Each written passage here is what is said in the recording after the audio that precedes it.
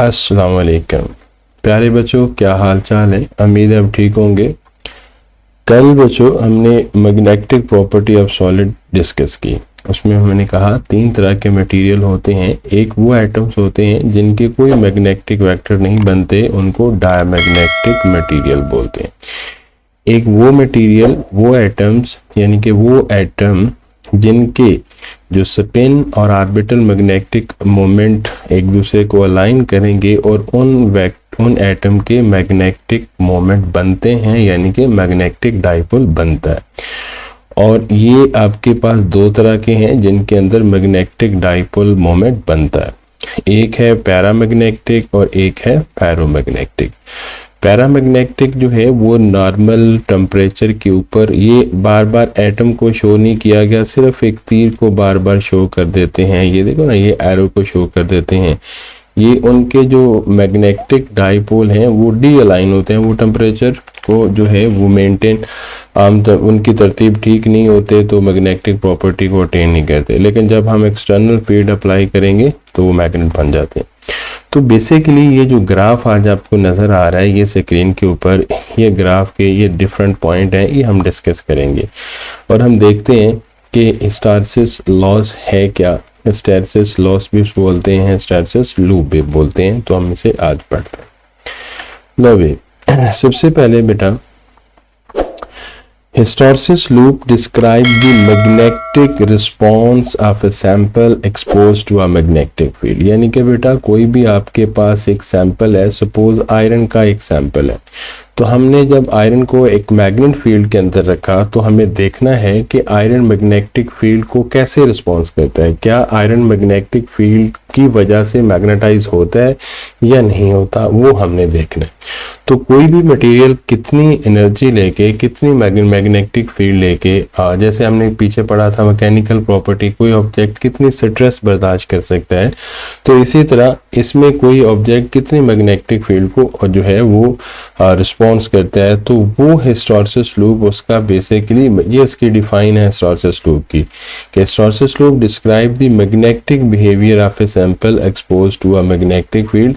यानी कि कोई भी ये सैंपल है, ये देखो, ये उसका मैग्नेटिक मोमेंट, ये इसका मैग्नेटिक मोमेंट, ये उसका मैग्नेटिक, तो ये सबकी तरतीब उल्टी पुल्टी है। यानी कि एक अगर इस तरफ है तो दूसरा इस तरफ है, ये मैग्नेटिक फील्ड एक दूसरे कैंसिल कर देगा, ये इस तरफ है तो दूसरा इस तरफ है। तो इसके ऊपर जो नेट मैग्नेटिक फील्ड है रैंडम ओरिएंटेशन में डोमेन है। ये फेरोमैग्नेटिक मटेरियल का पीस है। तो फेरोमैग्नेटिक मटेरियल के पेस के अंदर आपको पता है इस तरह से छोटे छोटे डोमेन होते हैं। अब इस डोमेन के अंदर तमाम जो एटम्स के जो मैग्नेटिक मोमेंट होते हैं वो तो सेम होते हैं, लेकिन ओवरऑल इनका नहीं। लेकिन जब आप देखो आफ्टर मैग्नेटाइजेशन, जब हमने एक मैग्नेटिक फील्ड लगा दी तो देखो कि तमाम के मैग्नेटिक वेक्टर क्या हो गए, एक डायरेक्शन में, तो एक दूसरे को सपोर्ट करेंगे और ये मटेरियल क्या हो जाएगा, मैग्नेटाइज हो जाएगा। तो ये कितनी एनर्जी लेके इस शक्ल से इस शक्ल में जाता है, that represented by the hysteresis loop. और ये है बेटा हिस्टैरिसीस लूप, इस बात को रिप्रेजेंट करता है। चलो, ये आपको पता है क्या है, सोलिनॉइड। और अब इस सोलिनॉइड, यही सोलिनॉइड है, इसके अंदर से करंट पास किया और करंट पास करेंगे तो सोलिनॉइड के अंदर क्या बनेगी, मैग्नेटिक फील्ड। ये देखिए बेटा, ये एक सैंपल है जिसके अब एटम्स जो हैं, ये जिसके जो मैग्नेटिक वेक्टर्स हैं या मैग्नेटिक डाइपोल हैं, ये डिसऑर्डर फॉर्म में। तो इसमें देखो मैग्नेटाइजेशन जीरो और इधर देखो मैग्नेटाइजेशन नहीं है। लेकिन जब ये आपके पास डिसऑर्डर से, ये देखो ये सारे किस में चले गए, ऑर्डर फॉर्म में, तो अब इसकी मैग्नेटाइजेशन देखो यहाँ पे मैक्सिमम। और अगर हम इनको बेटा टेम्परेचर भी देंगे, हीट अप भी करेंगे, हैमरिंग थोड़ा लगाएंगे इसके ऊपर, तो इनका टेम्परेचर बढ़ेगा और ये ऑर्डर से दोबारा किस फॉर्म में आ जाएंगे, डिसऑर्डर में एटम्स। और अगर डिसऑर्डर में आ गए तो ये मैग्नेटिक फील्ड, ये मैग्नेटिक फील्ड एक दूसरे को कैंसिल कर देगी। तो इस पूरे सैंपल के ऊपर कोई भी मैग्नेटिक प्रॉपर्टी नहीं रहने वाली। तो ये है कहानी। अब देखो, अब अगर मैं बात करता हूँ, ये देखो बेटा, ये एक फेरोमैग्नेटिक मटेरियल का। किसका भाई? ये एक फेरोमैग्नेटिक मटेरियल का सैंपल सोलिनॉइड के अंदर रखा होगा। यहाँ पे तो मैंने डायरेक्ट करंट अप्लाई किया हुआ। डायरेक्ट करंट में पहले क्या होगा, इस तरह से, और जब हम इसको इसमें रखेंगे तो ये क्या बन जाएगी, तो इस तरह से इनकी एक तरतीब बन जाएगी और ये सारे अलाइन में चले जाएंगे। लेकिन हमने इनको देना है ऑल्टरनेटिंग करंट। क्या देना है? सोलिनॉइड को ऑल्टरनेट। और ऑल्टरनेटिंग करंट का बिहेवियर आपको नजर आ रहा है, कुछ इस तरह से होता है। ऑल्टरनेटिंग करंट का पहले आपके पास मैग्नेटिक फील्ड, आप करंट की एक डायरेक्शन, कुछ अरसे के बाद दूसरी डायरेक्शन, फिर ये डायरेक्शन, फिर ये। अब यहाँ पे करंट बढ़ता जाएगा, करंट बढ़ता जाएगा और ये इसके जो मैग्नेटिक वेक्टर्स हैं वो सारे अलाइन होते जाएंगे। और यहाँ पे क्या हो रहा है, फिर करंट कम हो रहा है और ये दोबारा डिसऑर्डर फॉर्म में आते जाएंगे और यहाँ पे आके वो दोबारा उनका डिसऑर्डर बन जाएगा।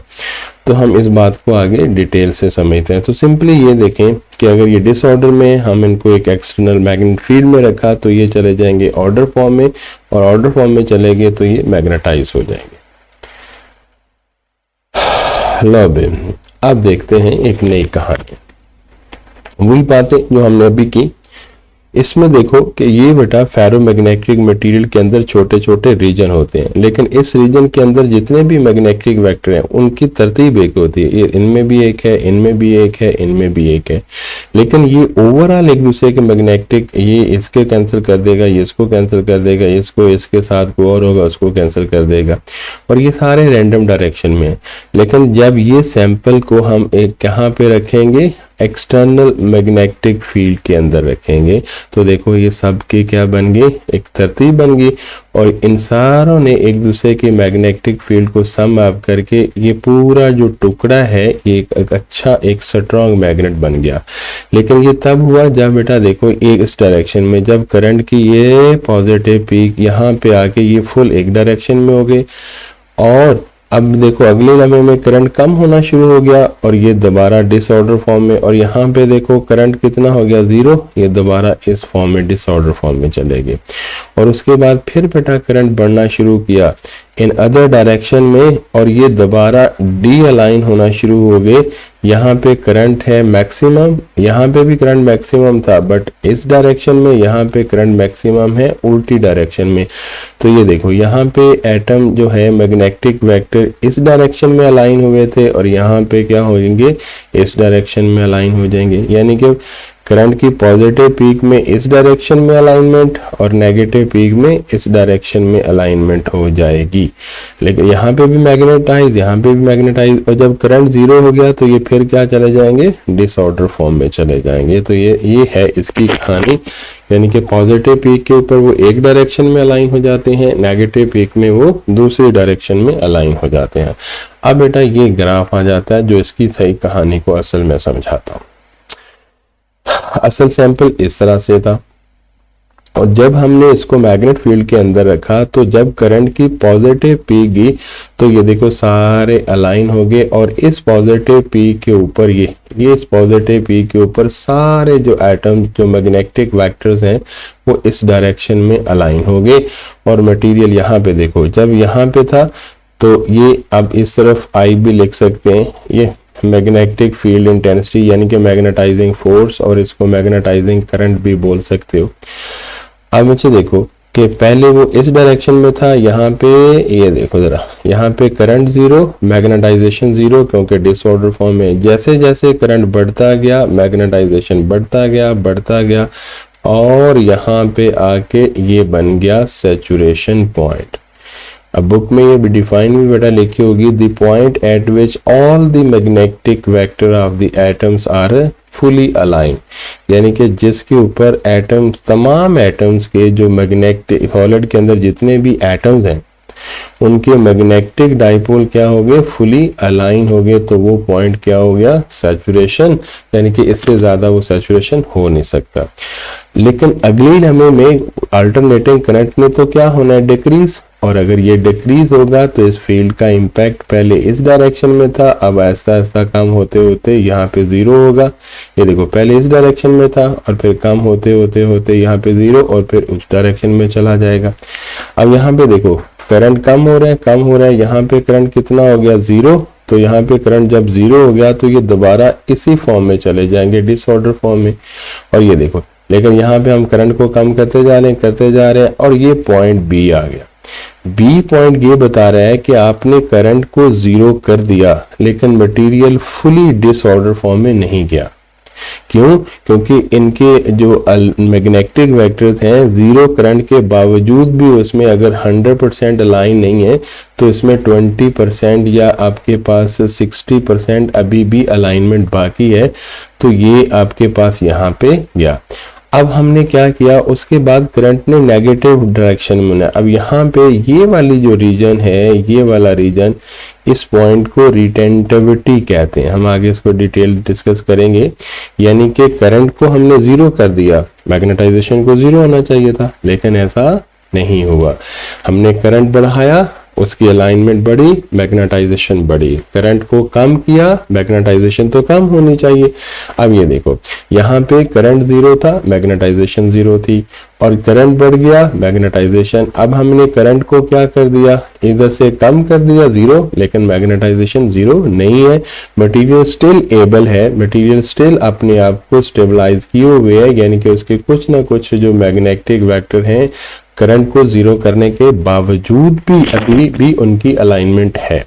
तो ये पॉइंट को रिटेंटिविटी। अब हमने क्या कर दिया, हमने रिवर्स करंट देना शुरू। क्यों रिवर्स हमने नहीं दिया क्योंकि अल्टरनेटिंग करंट की नेचर ही ऐसी होती है। ये देखो, ये रिवर्स करंट देना शुरू किया और ये जरा देखो, ये रिवर्स करंट देना शुरू किया और ये रिवर्स करंट के ऊपर इसको हमने जबरदस्ती ऑर्डर से ये दोबारा किस फॉर्म में, ये देखो दोबारा इस फॉर्म में, डिसऑर्डर फॉर्म में हम इसे ले आए।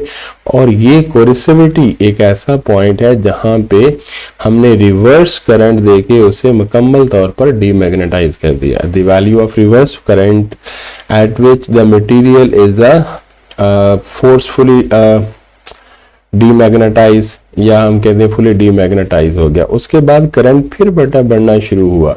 अब करंट फिर बढ़ रहा है लेकिन नेगेटिव डायरेक्शन में, और नेगेटिव और मैग्नेटाइजेशन देखो ना, इधर करंट बढ़ रहा है और मैग्नेटाइजेशन आपके पास बढ़ती जा रही है और यहाँ पे फिर सैचुरेशन पॉइंट आ गया।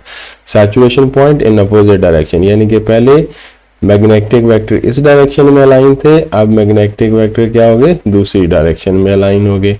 और उसके बाद तो करंट फिर क्या हो जाएगा, जीरो, और यहाँ पे आते आते करंट फिर जीरो, और ये फिर यही वाला पॉइंट है। ये वाली भी वैल्यू क्या है, रिटेंटिविटी। ये retentivity in one positive direction और रिटेंटिव इन, यानी कि अब हमने करंट को फिर जीरो कर दिया। यहाँ पे करंट जीरो है लेकिन उसके फिर कोई ना कोई जो है वो अलाइनमेंट इस डायरेक्शन में रहेंगे। और उसके बाद फिर हमने करंट को बढ़ता गया करंट, फिर हमने कितना, आपके पास करंट की इतनी वैल्यू कर दी और मटेरियल की जो आपके पास करंट इतना, लेकिन मटेरियल को दोबारा हम कहाँ पे ले आए, डिसऑर्डर फॉर्म। ये भी कोरिसिविटी पॉइंट है, ये भी कोरिसिविटी पॉइंट है। ये वो कोरिसिविटी पॉइंट था जहाँ पे मटेरियल को हमने जबरदस्ती डी अलाइन कर दिया था, और ये वो पॉइंट है जहाँ पे हमने दूसरी डायरेक्शन में करंट को देके डी अलाइन कर दिया। और फिर उसके बाद फिर हम बढ़ते गए यहाँ पे पहुंच गए, अगेन सैचुरेशन पॉइंट हो गया। तो ऑल्टरनेटिंग करंट में होगा क्या, पहले इस डायरेक्शन में मैग्नेटाइज, फिर डीमैग्नेटाइज, फिर रैंडम, फिर इस डायरेक्शन में मैग्नेटाइज, फिर रैंडम, फिर इस डायरेक्शन में मैग्नेटाइज। तो इस तरह से ये एनर्जी की रिवर्सिबल साइकिल नहीं है, ठीक है ना।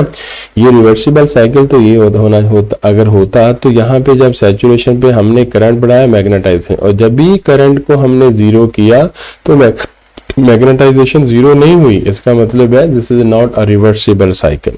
और अगर ये रिवर्सिबल साइकिल नहीं है तो क्या इसके अंदर एनर्जी कंजर्व नहीं रहती, बिल्कुल रहती है। तो ये बेसिकली इसमें आपने आगे 3 पॉइंट जो है वो याद कर रखने हैं। ये देखो, ये मैं यहाँ पे इसको जरा गौर से देखना।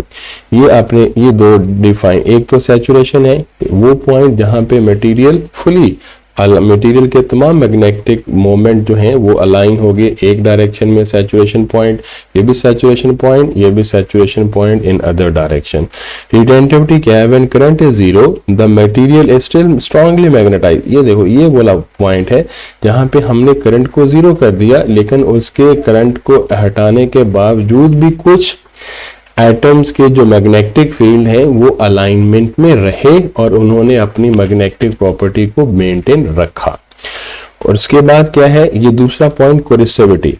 अब कोरिसिविटी की डिफाइन लिखी हुई है, टू मैग्नेटाइज, हमने जबरदस्ती यानी कि अगर कि जिनकी कुछ ना कुछ अलाइनमेंट थी उनको जबरदस्ती, to demagnetize the material, demagnetizing current जो है वो क्या क्या रिवर्स करना पड़ा हमें उल्टी डायरेक्शन में, and that to increase to reduce the magnetization, और यहाँ पे देखो हमने उसको जबरदस्ती मैग्नेटाइज कर दिया। तो 3 पॉइंट इसमें इंपॉर्टेंट हैं बेटा, सैचुरेशन पॉइंट की डिफाइन, रिटेंटिविटी की डिफाइन और कोरिसिविटी की डिफाइन, ये आती है। उसके बाद लास्ट में ये है एरिया ऑफ लूप। अब बच्चों देखो कि ये जो अब क्योंकि ये रिवर्सिबल साइकिल नहीं है, और अगर ये रिवर्सिबल साइकिल नहीं है तो इसमें एनर्जी का लॉस हो रहा है। क्यों? क्योंकि अगर रिवर्सिबल साइकिल होता तो चेंज इन एनर्जी जीरो होना था, कि यहाँ पे हमने करंट जीरो था, मैग्नेटाइजेशन करंट बढ़ता गया, अब हमने करंट को जीरो कर दिया लेकिन वो मैग्नेटाइजेशन जीरो नहीं हुई और वो उसकी कुछ ना कुछ मैग्नेटाइजेशन यहाँ पे रहती है। तो क्या है, the area of loop represented the energy wasted per unit volume of a material in each cycle, यानी कि उसकी आपके पास मैग्नेटाइजेशन और डीमैग्नेटाइजेशन, और डीमैग्नेटाइजेशन और मैग्नेटाइजेशन में जो एनर्जी लॉस हो रही है वो इस एरिया का बेटा जो है वो इस लूप का जितना भी एरिया है वो हमें बताएगा कि हर साइकिल में, एक पूरे साइकिल में, साइकिल कौन सा, ऑल्टरनेटिंग वेव का एक साइकिल, ये कि इसकी positive peak, negative peak, positive peak में कितनी एनर्जी, यानी कि पहले मटेरियल को एक तरफ अलाइन करने में, फिर डी अलाइन, फिर दूसरी तरफ अलाइन, फिर अलाइन, इस तरह से ये कहानी है। लास्ट में एक सवाल आपके लिए छोड़ रहा हूँ कि which material is a better for the permanent magnet. तो कौन सा मटेरियल बच्चों, ये आपने मुझे बताना है, कौन सा मटेरियल जो है वो परमानेंट मैग्नेट के लिए अच्छा रहेगा। इट शुड हैव, जिसकी प्रॉपर्टी क्या होनी चाहिए, ये 3 ऑप्शन है, हाई रिटेंटिविटी होनी चाहिए, हाई कोरिसिविटी होनी चाहिए, और ये ऑप्शन ये एक अलग ऑप्शन है, इसको नोट कर लीजिएगा, ये पॉइंट मिस हो गया। पहला क्या है, it should have high retentivity, ये वाला ये नहीं है पॉइंट, ये first option, high retentivity, high coercivity और लार्ज एरिया ऑफ लूप, या ऑल ऑफ दीज। तो अपने मुझे कमेंट सेक्शन में जो है वो मुझे बताने हैं, या मुझसे क्लास में भी पूछ सकते हो या बता सकते हो। तो ये आपके लिए, ये देखो आप सोचो बैठ के, ये मैं आपके लिए सवाल छोड़ के जा रहा हूँ। तो कौन सा मटेरियल जो है वो आपके पास, अगर मैं इसमें ऑप्शन भी बता देता हूँ कि ऑप्शन वो आपने बाकी तो बताने हैं ना, और स्टील बेटर होगा या आयरन बेटर होगा और इनकी रीज़न क्या है, ठीक है। ओके, अल्लाह हाफिज़, थैंक यू वेरी मच। इसमें से आपने कोई सवाल पूछना है तो ज़रूर मुझसे कमेंट सेक्शन में पूछ सकते हैं। ओके, अल्लाह हाफिज़, थैंक यू वेरी मच, और देखते रहिएगा YouTube channel easy physics with Niyaz. Okay, अल्लाह हाफिज़।